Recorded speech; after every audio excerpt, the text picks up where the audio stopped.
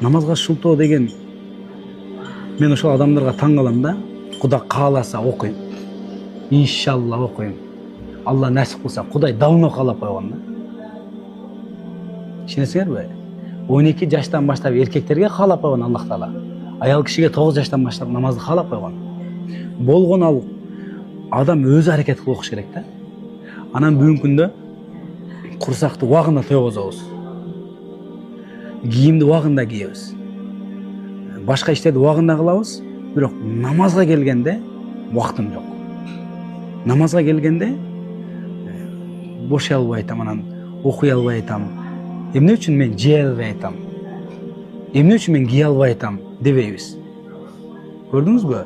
Намазга болгон, Аллага болгон умтулуу, Алладан болгон коркуу, намазга болгон умтулуу жок да. Ошон намазга болгон умтулуу жок адамдардан сен бейишти каалайсыңбы десеңиз, сизден биринчи ооба деп жооп берет да.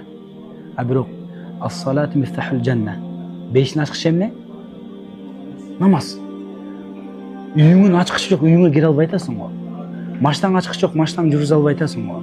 Намазың жок, кантип бейишти ачасың деген сөз да. Көрдүңбү? Эми бейиштин ачкычы намаз болсо, намаздын ачкычы эмне? Дарат. Көрдүңүзбү?